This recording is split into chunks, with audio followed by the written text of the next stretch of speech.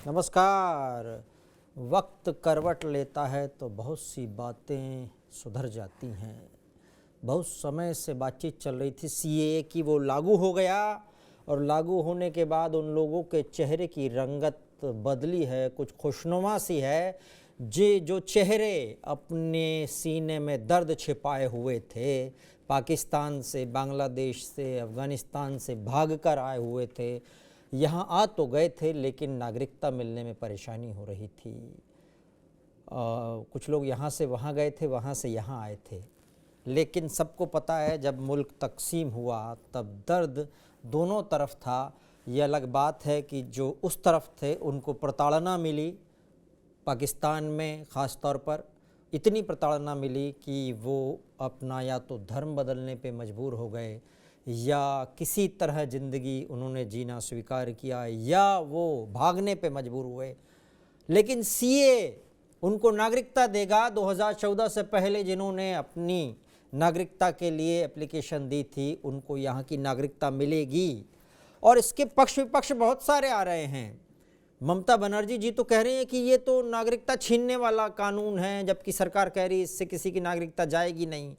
जो भी अल्पसंख्यक हो, चाहे कोई और हो, हिंदू हो, सिख हो, पारसी हो, जैन हो, बुद्ध हो और या फिर ईसाई हो, अगर वो 3 देशों में प्रताड़ित हो रहा हो और उसने नागरिकता का आवेदन 14 से पहले किया हो तो उसको नागरिकता मिलने का रास्ता सीए से खुल गया है। किसी की नागरिकता जा नहीं रही है। लेकिन कुछ लोग तो कह रहे हैं कि एनआरसी का ये रास्ता खोल दिया है सरकार ने, लेकिन उस दिल से पूछिए जिसने ये सब सहा है। कई कविताएं बन गई। मुनव्वर राणा ने तो वहां पर जाने वालों के लिए लिखा था कि मुहाजिर हैं हम, एक दुनिया छोड़कर आए हैं, तुम्हारे पास जितना है उतना छोड़कर आए हैं। और कहानी का यह हिस्सा आज तक सबसे छुपाया है कि मिट्टी की खातिर अपना सोना छोड़कर आए हैं हम। यहाँ पर ऐसे परिवार भी हैं जिन्होंने ये दर्द, त्रासदी झेली है, विभाजन की त्रासदी। कानपुर से इस समय हमारे साथ में एक परिवार है और सीएए के बाद में उनकी प्रतिक्रिया हम आपको लाइव सुनाएंगे। हमारे संवाददाता अनुराग अग्रवाल वहाँ पर हैं और उनके साथ में इसरानी परिवार बैठा हुआ है। नारायण इसरानी जी और यशोदा इसरानी जी इस समय हमारे साथ में हैं। अनुराग, मुझे लगता है कि दिवाली इनके लिए अभी ही मन गई। कुछ लोग कह रहे हैं कि ये लाने की क्या ज़रूरत थी। राजनीति है, होती रहती है, लेकिन जो विभाजन का दर्द था, यहाँ से भागने का, यहाँ से लौट कर आने के बाद में उनको उनका हिस्सा कभी नहीं मिला। आज ये मौका आ गया है कि वो भारत के नागरिक कहला सकते हैं। ये जब सुना उन्होंने, इसरानी परिवार ने, तो प्रतिक्रिया स्वरूप मन में क्या भाव आए, पूछिए। हाँ, बिल्कुल भूपेंद्र, देखिए जब सीए आया तो इस तरह का जो परिवार, जो इसरानी जी का परिवार है, ये लोग सबसे ज़्यादा खुश हुए थे क्योंकि एक तरह से आपने सही कहा कि इनके लिए तो दिवाली हो गई है। जिस चीज़ का ये लोग बरसों से इंतज़ार कर रहे थे, एक उस चीज़ का कि हम भी इस देश के नागरिक हैं, इतने सालों से हैं। 1989 से इनके आने की शुरुआत यहाँ पर हुई थी और उसके बाद से आज तक वो लगातार कोशिश करते रहे कि उनको यहाँ की नागरिकता मिलेगी, वो यहाँ के नागरिक बनना चाहते हैं, यहाँ के कानून का पालन करना चाहते हैं, सब कुछ करना चाहते हैं, लेकिन अभी तक ऐसा नहीं हो पा रहा था। लेकिन अब जाके इनकी खुशी का ठिकाना नहीं है क्योंकि अब सीए लागू हुआ है और अब इनको पूरी उम्मीद है कि बहुत जल्दी इनको नागरिकता मिल जाएगी। हमारे साथ नारायण दास इसरानी जी मौजूद हैं। इन्हीं से जान लेते हैं कि किस वजह से वो सबसे पहले पाकिस्तान से विस्थापित होकर हमारे देश में इंडिया में आए थे और उसके बाद से अब सीए आने के बाद उनकी कितनी खुशी है। नारायण दास जी, टीवी 9 पे आज सबसे पहले बताइए आप कि वहां से जो आने का कारण था, कब आपने वहां से आए थे पाकिस्तान से, क्या कारण था? 89 में हम आए थे। वहाँ जो है हिंदू को बहुत परेशान कर रहे थे, लूटपाट आग सब कर रहे थे, उसकी वजह से हम आए थे। हमारा ससुराल वहीं है गुजरात में, इसी वजह से हम आए थे। तो उसके बाद जब आप यहाँ पर आए, उसके बाद से अभी तक क्या आपको नागरिकता मिल पाई है?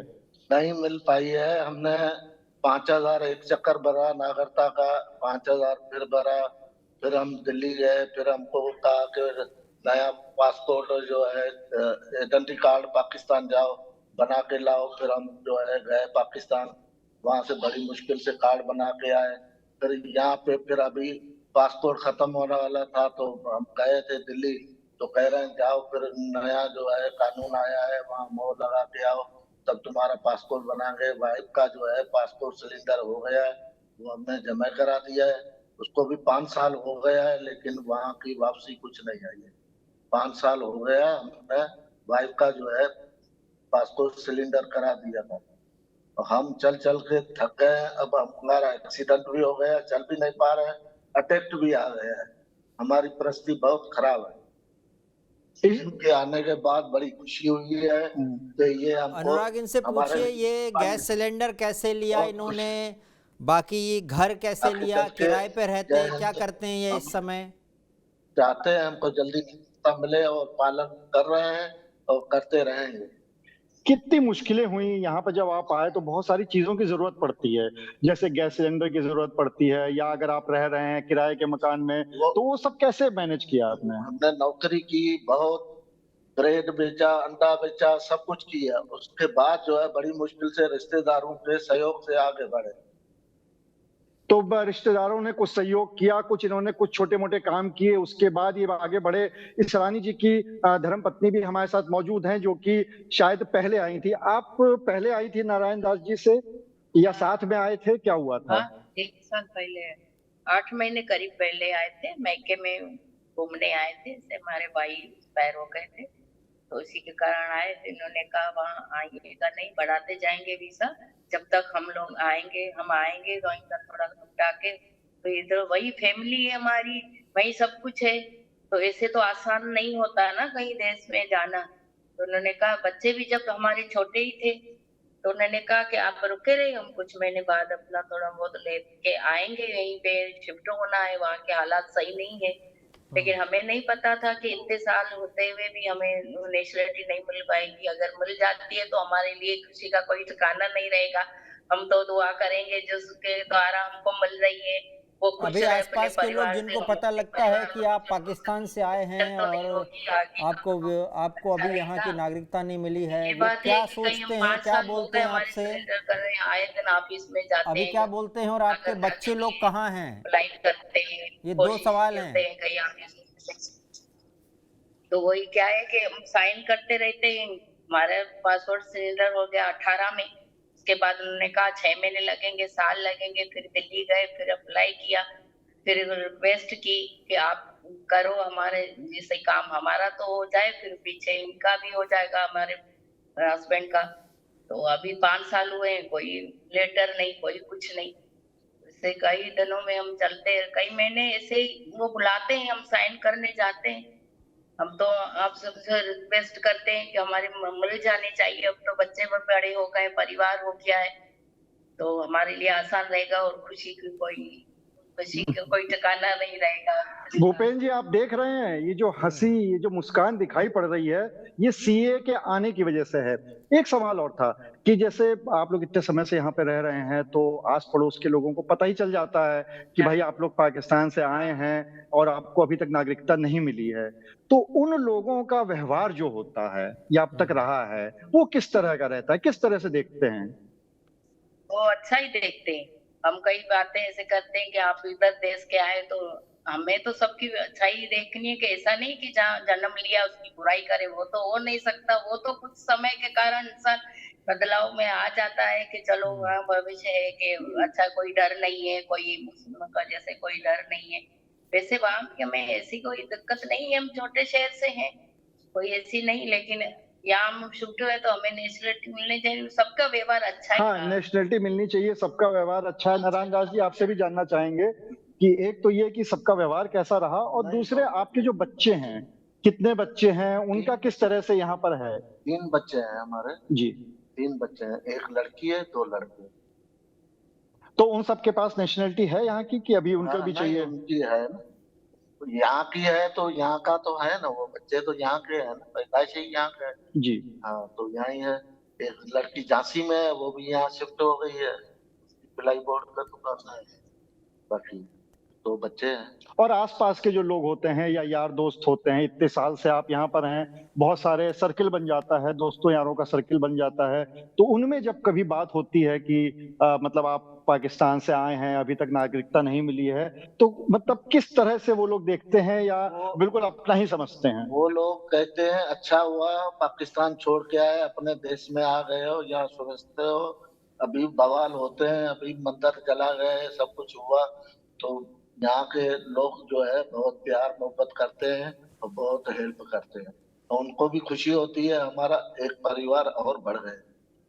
भूपेन जी, बहुत खुशी होती है यहाँ पे आने के बाद, उनको किसी भी तरह से ऐसा नहीं लगा कि वो लोग पाकिस्तान से विस्थापित होके आए हैं, यहाँ पर ऐसी कोई दिक्कत है, बल्कि एक तरह से कह सकते हैं नारायण दास जी के अनुसार कि हाथों हाथ लिया यहाँ के लोगों ने कि ठीक है, आप तो हमारे देश में, हमारे प्यारे भारत में आ गए हैं, और यहाँ पर आने के बाद यशोदा फिर जी उनको की किसी तरह की दिक्कत यशोदा तो जी नहीं हुई है। की जो बोली है वो गुजराती उसमें झलक रही है। गुजराती आती है, पूछिए उनको। जी बिल्कुल, यशोदा जी गुजरात से ही हैं शायद आप ना? हाँ जी, बिल्कुल गुजरात हाँ, से ही कहाँ से हैं। हैं? गुजरात में कहाँ से भूपेन हैं जी, क्या यशोदा जी आप? भूपेन जी आप भी गुजरात से हैं क्या? नहीं, मैं पूरे विश्व भर से हूँ। अच्छा, ब्रह्मांडी हो चुका हूँ गुजरात मैं। में आप कहाँ से हैं? जूनागढ़ से। जूनागढ़ से हैं। भूपेन जी, यशोदा जी जूनागढ़ से हैं। जूनागढ़ की रियासत पे बड़ा बवाल चला था। लास्ट मोमेंट पे पाकिस्तान ने पूरी कोशिश की थी कि जूनागढ़ रियासत को अपने पास रख लें। अभी भी बहुत बड़ा वो चला वहाँ पर, मतलब कोशिशें जारी रहती है उसकी।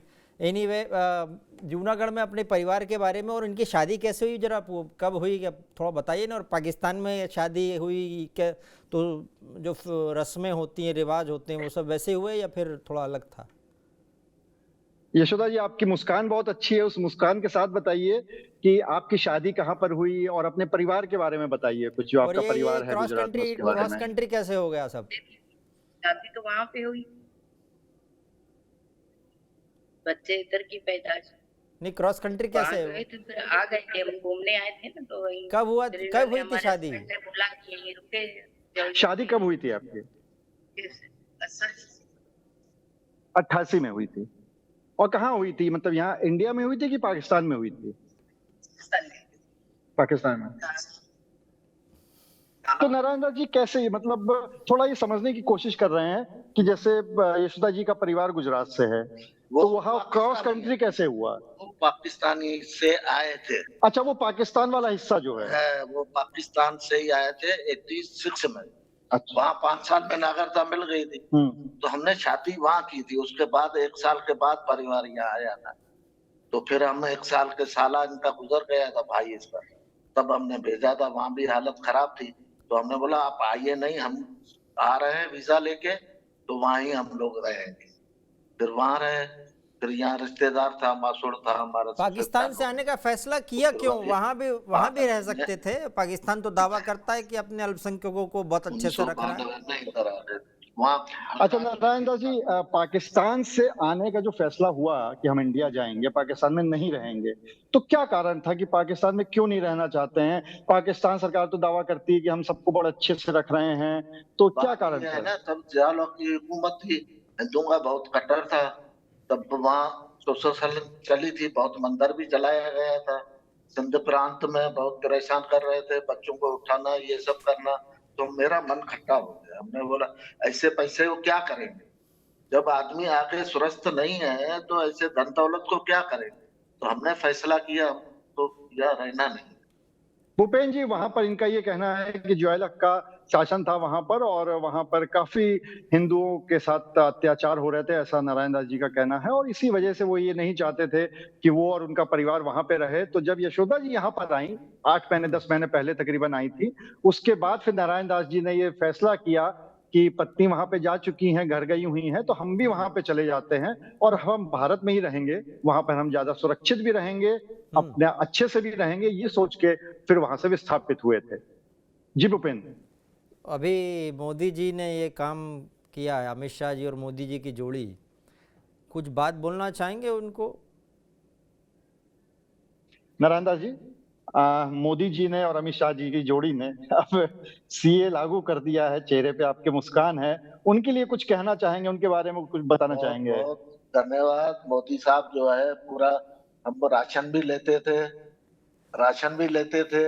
बहुत खुशी की है चीज, मोदी आया है उसके बाद बहुत भारत सुधरी है और बहुत शासन खुश है। पूरा भारत जो है खुश है, मजे में। जिससे पूछते हैं कहते हैं मोदी जय जय, घर घर में मोदी बस रहा है, समझो।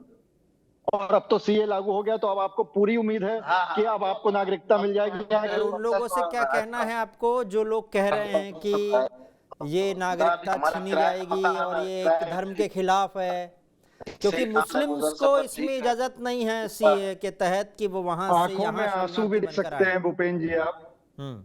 भूपेन जी आप आंखों में आंसू भी देख सकते हैं। हम्म। चेहरे पे मुस्कान है, लेकिन आंखों में आंसू है कि एक दर्द नारायण दास जी के अंदर इतने सालों से, 1989 से वो जो पल रहा था कि यहाँ पर हैं, अपने देश में हैं, वो इन आंसुओं में भी दिखाई पड़ता है भूपेन, आप देखिए।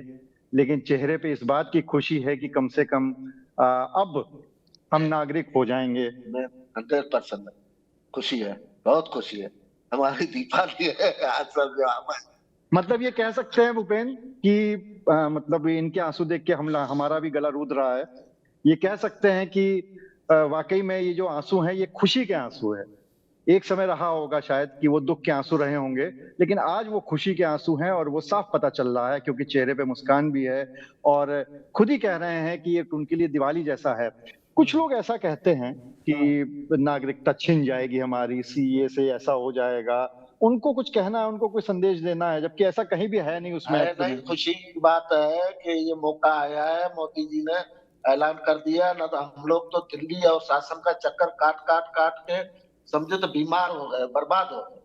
दिल्ली 2 चक्कर फीस 11,000 ली है, ऐलान कर दो वो खा गए। फिर दोबारा अभी टैक्सी करके गए थे वहां, तो कुछ मिला नहीं। यहाँ शासन वाले कहते हैं भैया वहां जाओ, आप जो है करा के आओ, जो हल है वो तो आप लिखोगे ना, 188 ऐसा भरना है। जब तक नहीं मिलती है नागरिकता तब तक तो आपको शासन के मुताबिक सब करना है। दिल्ली के चक्कर लगा के पागल है। वहां मुसलमानों का काम हो रहा है, हिंदुओं का हो ही नहीं रहा है। 3-3 दिन वहां होटल में तब से बर्बाद हो गए।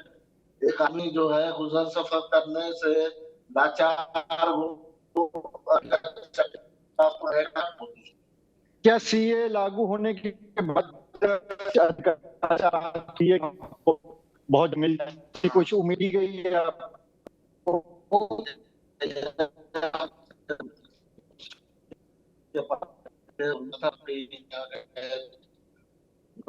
चिंता हो हो जाए।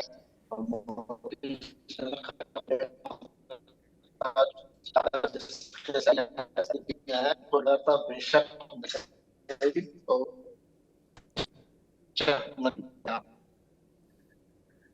भी जागी है, क्योंकि इनकी भी बात हुई है, उन्होंने कहा है कभी वो हो गया है तो अब बहुत जल्दी जो इतने सालों का दंश था, एक तरह से 35 साल हो गए हैं। 35 साल से आने के बाद नागरिकता जो नहीं मिल रही थी, अब वो नागरिकता मिल जाएगी बहुत आसानी से। और इस बात की जो खुशी है, चाहे आप आंसुओं से देख लीजिए, चाहे चेहरे की मुस्कान से देख लीजिए, और इसीलिए वो कह अनुराग भी रहे हैं पूछिए, कि मोदी सरकार का धन्यवाद कर रहे हैं। कभी कभी पाकिस्तान में जहाँ रहते थे वहाँ की याद आती है क्या, और आती है तो क्या जाना चाहेंगे? वैसे ही पूछ रहा हूँ मैं। जहाँ पे आप पाकिस्तान में रहते थे, तो कभी वहां की याद आती है या कभी जाने का मन करता है? वहाँ अभी परिवार कुछ है, हमारा भाई है, 2 भाई है, सिस्टर है, वो भी आने के लिए तैयार थे। लेकिन हमारी पोजीशन देख के धक्का खाने की पोजीशन में वो अब कहते हम लोग नहीं आएंगे, क्योंकि वहाँ धंधा करेंगे या हम धक्का खाएंगे। क्योंकि 35 साल बहुत वर्ष होता है, बच्चे जवान हो गए, शादियां हो गई, सब कुछ हो गई, परिवार बन गया। तो उसकी वजह से आधा परिवार अभी भी वहां है, वो इसी वजह से ना आ रहे हैं। कह रहे तो आपको 35 साल हो गए, गुजरात में 5 साल में मिल जाती है नागरिकता, उसके बाद जो लोग आए उनको मिल गई है। यूपी में नागरिकता नहीं मिलती है, वहाँ हमारे उसके बाद रिश्तेदार आए हैं, उसके बाद कितने लोग आए, सब आए हैं, उन सबको मिल गई। तो अब जब ये सीए लागू हो गया, तब आपकी कुछ बात हुई है कि अब तो बहुत आसानी से हो जाएगा, तो अब आ जाओ? कह रहे हैं आपका हो जाएगा, उसके बाद हम लोग भी आएंगे वहाँ 19-20 करके अपना प्रॉपर्टी बेच के चले आएंगे। तुम तो खाली आ गए हो, हम लोग बेच के आएंगे। पहले आप लोग तो सुखी रहो, हम तो देखें तो सही। तो देखिए भूपेन, ये बात है कि इनका जो बाकी का परिवार है, भाई वगैरह हैं, ये भी वहां पर अभी हैं और वो लोग भी आना चाहते हैं, लेकिन शायद इसी वजह से नहीं आ पा रहे थे, क्योंकि उनको लग रहा था कि जब नारायण दास जी को 35 साल में नागरिकता नहीं मिल पाई है, तो अगर वो आ जाते हैं तो उनको भी ये दंश झेलना पड़ेगा। लेकिन अब जब सीए आ गया है, सीए लागू हो गया है, तो इनका कहना है कि उनका परिवार भी अब ये कह रहा है कि एक बार आपको मिल जाए तो उसके बाद हम लोग भी कुछ वहां पर करके क्या आएंगे, वहां करते से थे वाइंड अप कर देंगे नारायण पूरी जी? तरह। वहां क्या करते थे काम? वहां कौन सा काम करते थे नारायण जी? नारायण जी, आप वहां पे क्या करते थे? बिजनेस करते थे, नौकरी करते थे, नहीं, क्या करते थे? हमारी जिम्मेदारी थी, खेती बाड़ी का काम था और तो दुकान थी, बेचा तो कपड़े की कितने में? दुकान थी। औने पौने पे बिका होगा वो तो। वो सब हम छोड़ के चले गए। तो वो तो फिर जब आपने बेचा होगा तो बिल्कुल औने पौने दाम पे ही बेच के आना पड़ा होगा। कुछ भाइयों से ले लिया हिस्सा, हम्म भाइयों ने दे दिया, भैया ये है जो है वो हम्म। ले जा। बस ये किया, कुछ 19-20 करके बेचा। ठीक है अनुराग, कभी कभी जिंदगी में बना ऐसे के लाए वाकये थे आते हैं, यहाँ। जिंदगी में ऐसे वाकये जी आते हैं भूपेन। कि बना बनाया आशियाना उजाड़ हो जाता है मजबूरी में। कट्टरता की वजह से, इस कट्टरता ने इस विश्व को क्या दिया है, इस दुनिया को क्या दिया, ये सोचना चाहिए। केवल इस आधार पर कि कोई व्यक्ति इस तरह से पूजा या इबादत करता है, उस आधार पर आप उसके साथ भेदभाव करते हैं तो शरणार्थी समस्या पैदा होती है। लेकिन ये भी देखा जाना चाहिए कि वो कर कौन रहा है, फितूर किसके दिमाग में है। उस तरफ के कुछ लोगों को जब इस बिल में जगह नहीं दी गई तो वो लोग कह रहे हैं इनको भी बुलाओ। अरे जो प्रताड़ित कर रहा है उसको भी बुला लें क्या? ये कैसे संभव है?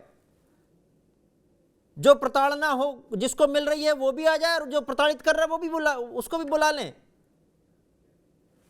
इसीलिए उनको इस बिल से बाहर रखा गया है। लाइन जरूर लिखते हैं शायर लोग, पंछी नदियां हवा के झोंके, कोई सरहद ना इन्हें रोके, भावनाएं भी नहीं रुकती। लेकिन मोहब्बत, जिसके बारे में पता नहीं क्या क्या लिखा जाता है, उससे भी बड़ी चीज़ है इंसानियत। एटलीस्ट इंसानियत बरकरार रहनी चाहिए। और हमको लगता है कि भारत सरकार भी देर आई दुरुस्त आई। सीए लागू होने से कम इन जैसे लोगों के चेहरे पर थोड़ी मुस्कान आएगी। इनके जो दर्द हैं वो कम नहीं हो सकते बहुत, क्योंकि वो तो सालते रहेंगे इनको हमेशा। बस एक बात ये कहना है कि अभी भी अगर कहीं परसिक्यूशन या प्रताड़ना चल रही है तो उसके खिलाफ आवाज़ उठनी ज़रूरी है विश्व समुदाय की तरफ से, ताकि शरणार्थी समस्या खत्म हो जाए। ये समस्या है, हर साल में कोई ना कोई देश से यही चल रहा है। जहाज के ऊपर लद के लोग जा रहे हैं, कहीं वहीं डुबो दिए जा रहे हैं, कहीं कूद रहे हैं, कुछ आ पा रहे हैं, चूहे जैसे बिल्ली जैसे जिंदगी जी रहे हैं। ये समस्या दूर करना जरूरी है और इसीलिए 7 संदूकों में बंद करके रख दो नफरतों को। इस दुनिया को मोहब्बत की सबसे ज्यादा जरूरत है। जरा ध्यान रखना, एक शजर ऐसा लगाया जाए जिसका हमसाया हमसाए के आंगन में भी जाए। आंगन में चिड़िया गुलजार होनी चाहिए, नफरतों के बाज नहीं। नमस्कार।